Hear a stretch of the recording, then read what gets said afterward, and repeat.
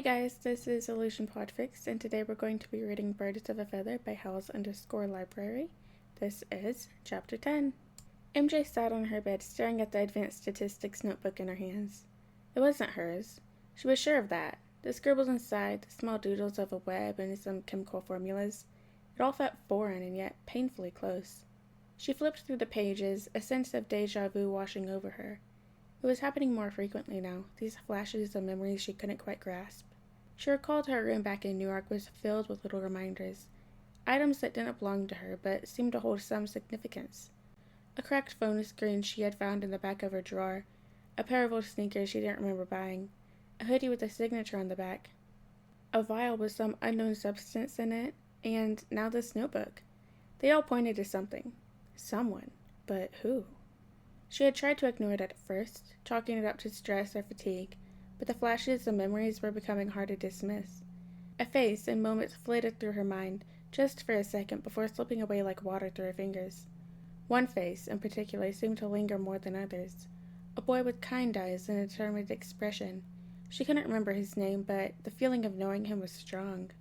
MJ sighed and closed the notebook, placing it gently on her bedside table. Her dorm still had some boxes strayed around from her recent move-in. It was messy when she was usually so clean. She was distracted, and she didn't even know why. She stood up and walked over her to a window, looking out at the bustling city below. The sight of Boston's skyline usually brought her comfort since it was akin to that of New York, but now it only intensified the sense of loss she felt. Her thoughts drifted to the conversation she had overheard, the fragment of dreams that woke her up in the middle of the night, the sense of someone watching over her. It all added to the mystery she couldn't solve, a puzzle with pieces that didn't fit. MJ, are you coming? We're going to be late for orientation. A blonde girl in a black headband put her hand on MJ's shoulder. MJ was brought out of her thoughts and looked over at her. Yeah, sorry, Gwen. I got a bit sidetracked. She responded as she looked towards the skyline one more time before grabbing her bag and following Gwen out of the door. Who was she missing? Peter perched on the edge of the skyscraper, gazing out over Gotham's skyline. The city's unique blend of old and new architecture bathed in the glow of streetlights and neon signs had become a strange kind of comfort to him. It had been almost a month since he had arrived, and for the first time, he was beginning to feel like he belonged. Gotham was different from New York, but the longer he stayed, the more he appreciated its dark beauty. Climbing to these heights helped unclear his mind, allowing him to think without the constant noise and chaos that seemed to follow him everywhere. The view made him feel less like a stranger in a strange land, but filled him with a small sense of peace. His mind was anything but peaceful. Over the past week, Dick had made sure to get to know Peter. Peter was a bit nervous, just feeling involved in Dick's life now, but he had a way of calming Peter down. The whole multiversal situation with Dick being another version of his dad was something Peter constantly needed to wrap his head around. In the end, it was something he decided to be happy about. Deep down, he was scared, though. Any parental figure he had up to this point found themselves dead. That weighed heavily on Peter, and it was something he was trying to work on. He recognized that it wasn't his fault, but at the same time, in every situation, he was the common denominator. Even Peter 2 and 3 had shared that the people they loved died, and or were put into immense danger. Peter couldn't help but think that he was a multiversal problem for anyone who knew him, or any version of him. He was thinking of Tony. He had learned Bruce Wayne was Batman shortly after getting a room in Wayne Manor. It made sense to Peter that his theories were correct about Bruce. Him and Tony gave off similar mannerisms, playboy philanthropist by day and crime fighter hero by night. They were also both orphans, too, so maybe it was the parentless rage they shared that tipped Peter off. Nonetheless, Peter learned to admire what Bruce had been doing as Batman. It felt like another piece of his universe were parallel here. Bruce was being a part of the Justice League like Tony was with the Avengers was just another major coincidence he had to stomach. He wondered what the Justice League had discovered about the universe. Was there a safe way for him to travel through it? Could he find a way back to his own universe without causing more harm than good? The questions gnawed at him, the uncertainty eating away at his resolve. But in Gotham, he found something he hadn't expected. A family. Dick's constant hugs provided a warmth and closeness he craved, filling a void that had been there since Aunt May's death. Dick also just seemed so inherently proud of him without Peter even really giving him a reason to be proud. It made Peter uncomfortable at first, but he quickly realized that he was uncomfortable because he had never heard such constant praise back home. Mostly because he made sure not to be home enough to hear it from Ben and May. He needed to adapt to hearing things like that, but it was making him feel better over time. Tim's camaraderie and their shared love of technology gave Peter a sense of brotherhood he hadn't realized he needed. Peter never had siblings, but Tim being his age and sharing about the loss of his family made Peter feel like he could talk to someone without just expecting pity, since Tim held this resolve of truthfulness towards him. Jason reminded him of Uncle Ben in a way. He had this aloofness to him, while also seeming so sure about himself. He was distant but close at the same time. His eyes were filled with so many stories waiting to be told, and even if he didn't voice it, he could tell that Jason really cared about him. He was always lurking when Peter was around, as if to keep an eye on him. Despite his efforts, thoughts of MJ, May, and Ned crept into his mind. He missed them terribly, the pain of their absence a constant ache. He thought about Pepper, Happy, and little Morgan, wondering if they were okay. Occasionally he remembered Dr. Strange and America Chavez, pondering if they ever managed to resolve the chaos caused by Wanda. Her promise to help in his dreams lingered in his thoughts, a faint hope he couldn't quite let go of. He missed home, but this place was slowly becoming a home for him as well. He could feel himself getting attached to everyone. He already knew that he could have a life here. The deadline of the cataclysm multiversal failure caused by his presence in this universe was getting closer and closer, and nothing seemed to be in danger. He could have a legitimate family here, and also have it be randomly biological. He could have a grandpa, uncles, and have them understand what it means to help others who are incapable of helping themselves. It was almost too good of an offer to pass up. Lost in his reflection, Peter felt the hairs on the back of his neck rise. He turned, startled to see Gwen standing there. He had no idea how she managed to join him on the skyscraper. She smiled, a small reassuring smile that somehow eased the turmoil in his heart. "Hey," Gwen said softly as she joined him. She settled beside him, her presence a comforting contrast to the chaotic thoughts swirling in his head. "Hey," Peter replied, giving her a small smile. Gwen looked out over the city, her eyes reflecting the lights below. "Sorry to interrupt. This is usually where I go to sort out my thoughts. Looks like you had the same idea." Peter chuckled. "Yeah, I did the same thing back home in New York. It works just about the same here in Gotham." Gwen gives him a nudge. "You know, I've been thinking. I don't really know much about you, Peter. I mean, I know you're from another universe, but I don't know what it was like. What was your world like?" Peter quickly turned back towards the stars. He shuddered a bit. Gwen looked away. "I'm sorry, that was insensitive. If you don't want to talk about it, you don't have to say anything." Peter took a deep breath, considering where to start. "My universe. It was a lot like this one, but also very different. It's a bustling place, always busy, always alive. I'm assuming a lot like New York in this universe." Gwen shrugged. "I'm not sure. I've never been." Peter's eyes widened. "You've never been to New—" He caught himself. He shook his head quickly and continued. "I got taken in by my aunt and uncle. I went to Midtown High. I had a pretty normal life until I got bit by a radioactive spider," he said shyly. Gwen smiled, a hint of amusement in her eyes. Of course. The usual superhero origin story. Sounds like something out of a comic book." Peter chuckled. "Yeah, it does, doesn't it? But that's where normal ended for me. After I got my powers, everything changed. I started fighting crime, trying to do some good. But it came with a lot of losses." Gwen nodded, her expression thoughtful. "What about the people in your life? Your friends? Family?" Peter's smile faded slightly. "My Aunt May and Uncle Ben raised me after my parents died, like I said. They were everything to me. And then there are my friends, Ned and MJ. They're like my family too, but it wasn't just them. I had the Avengers. They were my Justice League." Gwen's smile faltered at Peter's glum expression. Peter snapped out of it quickly. "Isn't it weird to think that there might be another Gwen in my universe?" Gwen looked at him, curiosity piqued. "Another Gwen?" Peter nodded, a shadow crossing his face. "Yeah, in my universe there might be a Gwen Stacy.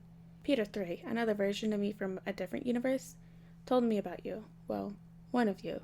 He had one in his universe. They dated. She was smart, brave, and she meant a lot to him. And to me, in a way. Just from what he told me about her, she reminded me of MJ." Peter's train of thought suddenly began to spiral downward. "But she died, and MJ almost died. It was because of someone like me, someone with powers. That's why being here worries me. I don't want anyone to get hurt because of me." Gwen reached out, placing a hand on his arm. "Peter, you can't think like that. You can't control everyone. Sometimes things happen that are out of our control. You're here now, and maybe there's a reason for that, but you can't let fear dictate your actions. You have to trust yourself and the people around you." Peter looked into her eyes, finding the strength there that he admired. "It's hard not to think about it. The more people I care about, the more I fear for them." Gwen squeezed his arm gently. "That just means you have a big heart, Peter, but you're not alone. You have us now, and together we can face whatever comes. Just don't shut us out, okay?" Peter nodded, feeling a weight lift slightly from his shoulders. "Okay, thanks, Gwen."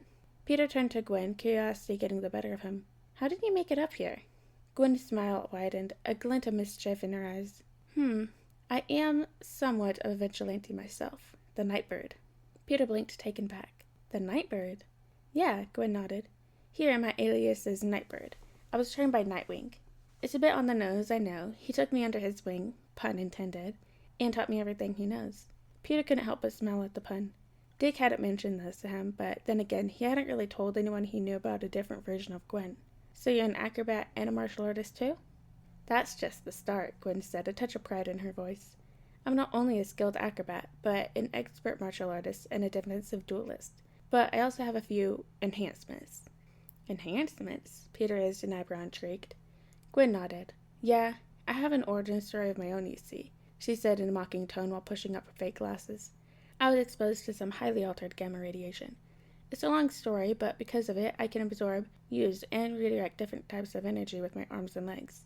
You name it, light, kinetic, nuclear, thermal, the works. It gives me an edge in a fight, and it comes in handy more times than I can count. Wow, Peter said, genuinely impressed. He was pretty sure that Gwen from Peter 3's universe wasn't a superhero, but he was starting to get less and less surprised at the things he was learning about while living here in Gotham.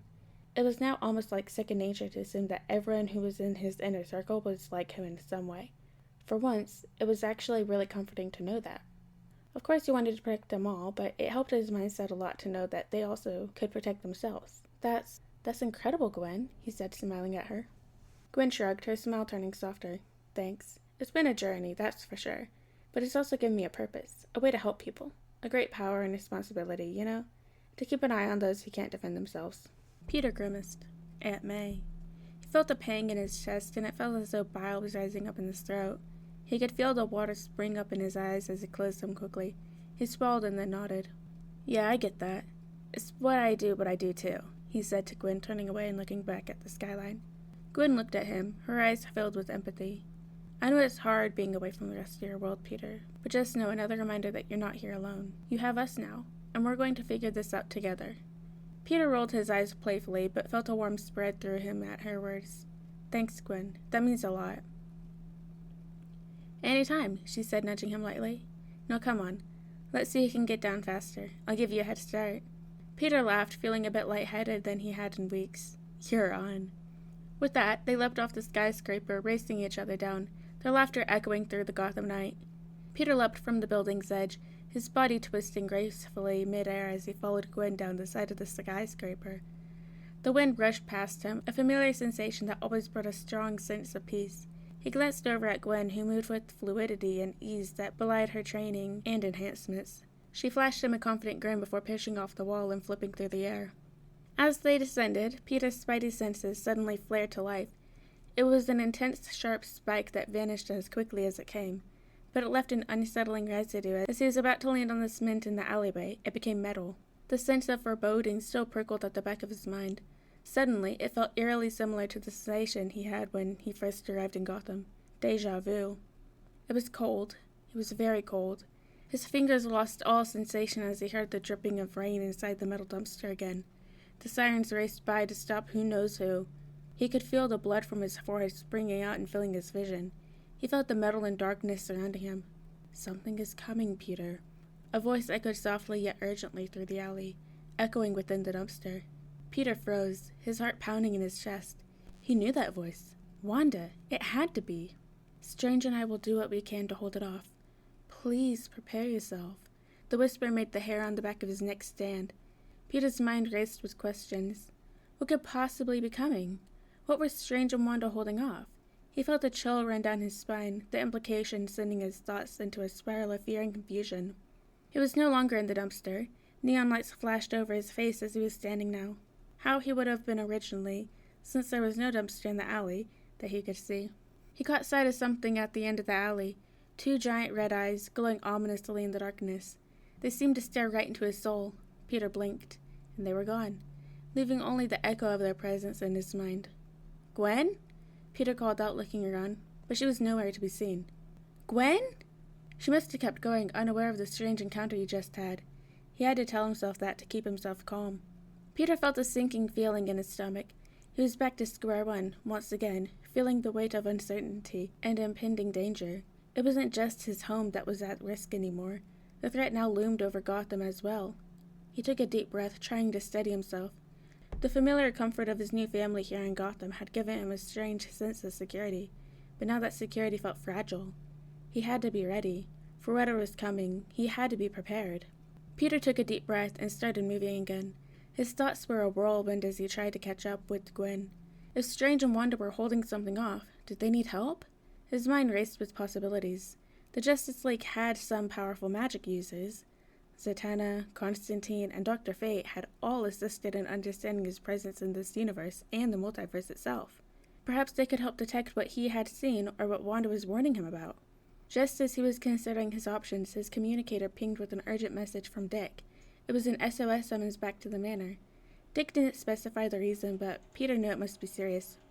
"Gwen, I have to head back home. Something urgent came up," he quickly messaged her, hoping she would understand. He didn't wait for a response and immediately raced off, his mind buzzing with a question and anxiety. What could be so urgent? Did they get a read on the red eyes he had seen in the alley?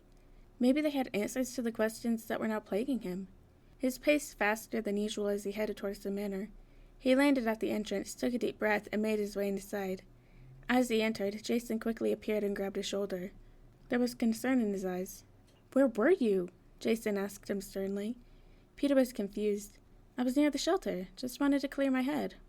"I told Dick that you needed to stay with one of us at all times. How could you just leave without telling me? You know that the shelter is near Crime Alley. The Joker patrols that area consistently.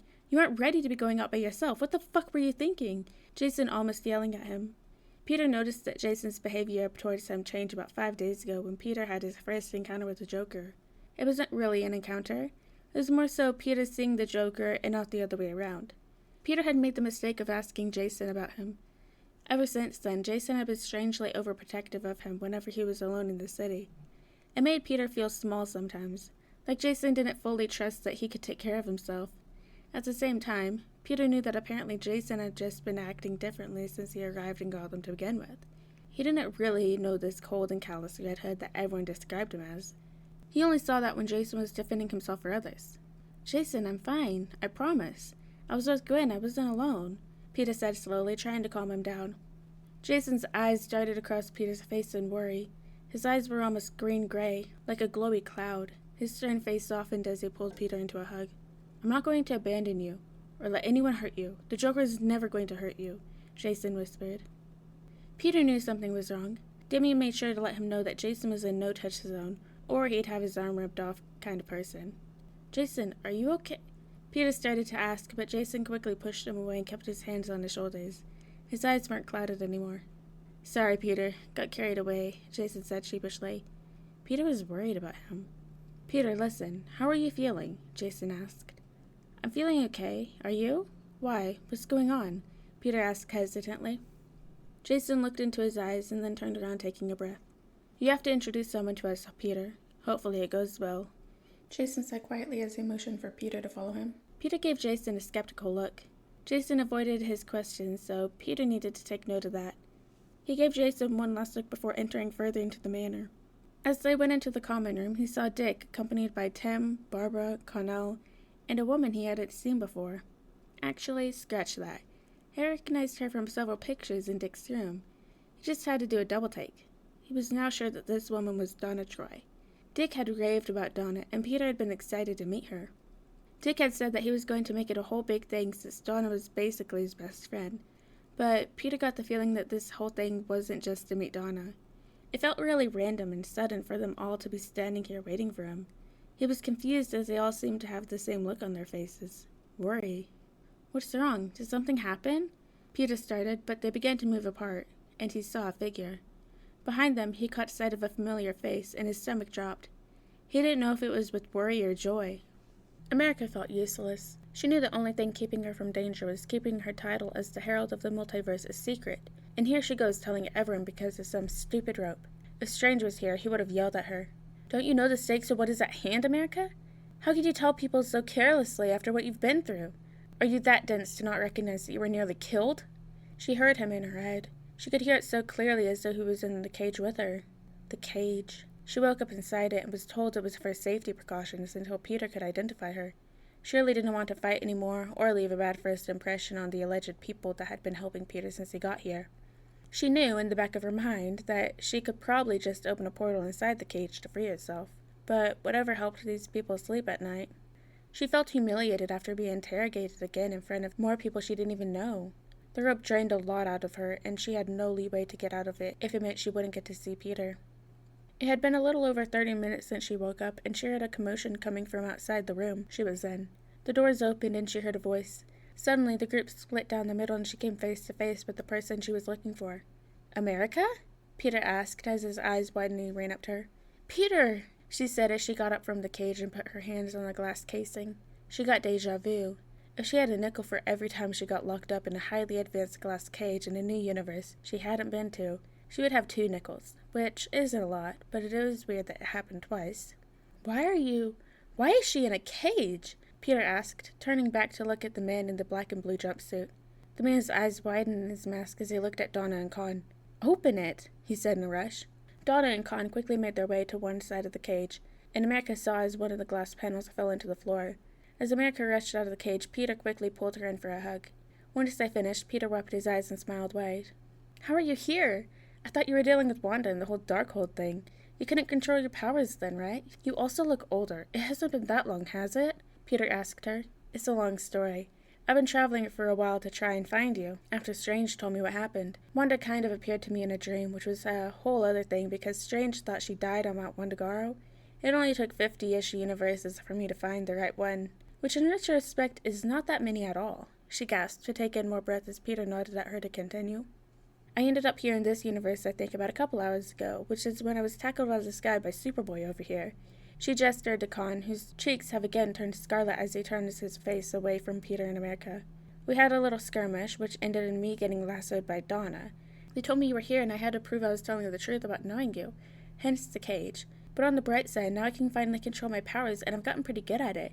I've also got some other cool tricks up my sleeve that I didn't even know I could do." She laughed with relief. "That's..." America saw something cross through Peter's eyes, like he processed what she had just told him. "That's great," he said softly, which was a sudden change in tone. It was quiet for a bit. America wondered if Peter was attached to this universe. She had no idea how long he had been here time-wise for this universe. "I have some news for you, Peter. I guess for everyone," she said to cut the silence. Peter turned towards everyone and then back to America. He nods at her hesitantly. "I don't necessarily know how much you know about how you ended up here, or why, but Strange gave me a small explanation, and with Wanda's encouragement I decided to come and look for you, to give you an answer and a heads up." America dropped her smile a bit. She could already tell Peter's mind was all over the place. So the spell worked partially. In order to keep the thread of your universe together, almost everyone from your universe has forgotten you and your existence, except for a few people, selectively Strange and Wade. The spell didn't have an effect on me because of my whole situation. Strange wasn't sure who else wasn't affected, but it seems to be people who might have known you more than just someone who was framed for killing, America says optimistically. She watched as Peter's mood changed again. He looked hopeful. "What about MJ? Did you look for her? Does she remember me?" Peter asked with light in his eyes. America had met MJ a handful of times when she had stayed with Peter. She was nervous to talk to Peter about Ned, let alone MJ. America had tried to look for her before she confronted Strange, but she didn't want to take the chance of waiting any longer in her search for Peter. "Peter, I'm sorry. MJ wasn't in New York when I found out about this. I don't know how long it would take me to find you, so I left as soon as I could. I really wanted to ask her," America started. "Wait, you didn't even look for her? Didn't look for her family to ask about me? You know the spell might not affect her, and you didn't even try to find out more?" Peter asked, raising his voice a bit. America felt like a deer in headlights. She didn't really know what to expect when telling Peter about the spell. Peter, I really did try." America was interrupted again. "Did you?" Peter asked roughly. America hesitated. Her eyes shifted to the people behind Peter. They looked as shocked as she felt. "Don't look at them. I'm asking you a question." Peter raised his voice again. "Peter, yes, I tried." America tried to speak. No, you didn't try. You said you left to look for me when I was completely fine here. I'm fine. There's nothing wrong with me except for the fact that I'm stuck here and not with her." Peter yelled at her. America's lip began to tremble. "I didn't know whether you were fine or stranded somewhere. I was worried about you. Strange only knew that you had potential connections in this universe, but that didn't guarantee that you would find them. I just wanted to help." "Well, you didn't help. If anything, you made everything worse by letting me know that you can successfully travel the multiverse and an answer to all my problems except for the fact that I can't go home because I'd caused my whole universe to collapse," Peter screamed. His face was red and splotchy. "You couldn't even see if the people I care about remembered me. Why did you even come here? To rub it in my face that you can go back and I can't?" Peter continued. America felt her eyes well up. She was someone who cared for Peter. She thought he cared about her. This wasn't what she wanted. She had never seen Peter act like this before. "Peter, I'm sure America understands how you're feeling. She just wanted to." Donna began to step forward hesitantly. Peter turned to look at her. "No, she doesn't understand how I'm feeling. You don't get to say anything to me. You don't even know me. None of you know anything about me. You'll act like you're so untouchable, so strong and put together when it's all a lie. How can y'all stand there and try to console me when you can't even console yourselves?" He took a quick breath. "Jason can't even speak to me without projecting how he probably feels about himself. Tim and Barbara look at me like I'm some kicked puppy who needs their protection. I don't know who they failed to protect, but I don't need any protection. Dick, you track me everywhere I go, acting as if I could die or get killed at any moment. Do you really think that low of me, or do you just think that low of yourself for some past issue you clearly haven't dealt with? I am not blind. I am not weak. I am not a victim," he yelled. He turned back to America. "There's no possible way she could understand how I'm feeling. She has no one. She's alone, and has been her whole life. She has no home, no family, and has no universe. So no, she can't possibly understand how I'm feeling because she has nothing to lose," Peter yelled. America had never felt like this before. Peter was right. She had no one. She had been a burden on every person she had met in her life. She, of course, didn't know what it was like because no one had ever been there for her before without an incentive. She felt like her insides were breaking as her eyes widened at Peter's words. Peter took a deep breath. America saw his eyes change as he looked at the tears running down her face. He backed up a bit, realization crossing his face at what he had just said. He quickly ran out of the room as she crumpled to the floor. "Peter, wait!" The man in the blue and black jumpsuit ran after him alongside the teenage boy with the red and yellow suit, and Connell. America tried to get a hold of herself as she wiped her face. She could feel herself gasping for air as she kneeled on the ground of this unknown floor in an unknown universe. That had been what she'd done for her whole life. A hand touched her shoulder. As she looked up, it was the man Peter called Jason. He looked like he had an expression on his face he was having trouble conveying. America could only describe it as hurt. He helped America to her feet as she continued to gasp for air. "I only wanted to help him," she said in between tears. "He knows that, America. He's just having a hard time with all of this. We just need to give him time," Jason said roughly. The woman Peter referred to as Barbara gave her a towel and rubbed her other shoulder. "You are so strong for being so young and doing everything on your own," she said. America nodded no. She felt her lips tremble. I'm not strong. I'm so weak that I've needed help every step of the way to get there. The strongest people are the ones who know they can't do it alone, whether they need help from friends, family, or strangers," she said as she placed a hand on America's chin. "We knew Peter was one chip away from having a breakdown, like a real let-it-all-out breakdown. We are so sorry that it just had to be on your shoulders," Barbara said sadly. "It looks like Peter's just processing everything that has happened to him. I can tell just by what he shared right now that he is not someone who likes being seen as an object, something that can only be acted upon without acting itself. He does not want to be seen as a victim, which in turn leads to isolating himself, or feel like talking about his feelings gets him nowhere," Donna said suddenly. Barbara looks at Jason. America can see that they've said a million words to each other in just one look. "Bruce and I will talk to him," Jason says, his voice almost breaking, which leads Barbara's eyes to widen as America looks at them. "Jason, you don't need to," Barbara began. Yes, we do. If anyone can help Peter, it's Bruce and me. This house is haunted by several hard conversations. What's one more?" Jason said begrudgingly, as America noticed his body stiffening. America was feeling a whirlwind of emotions, but she knew that even though Peter said he was fine, he still needed her help. He still had to warn him. "Wanda wanted me to warn Peter, so I think you all deserve to know. She said something was coming. I don't know what it is, but she said to prepare," America whispered. Barbara and Jason looked at Donna. "I'll inform Diana and the League. Constantine can most likely communicate with this woman," Donna said. "Tell him she goes by Scarlet Witch. Maybe that name has meaning to sorceresses and witches in this world too," America said quietly. Alright guys, and that is the end of chapter 10 of Birds of a Feather by Howls_Library. I hope you guys liked it, and I'll see you in the next chapter.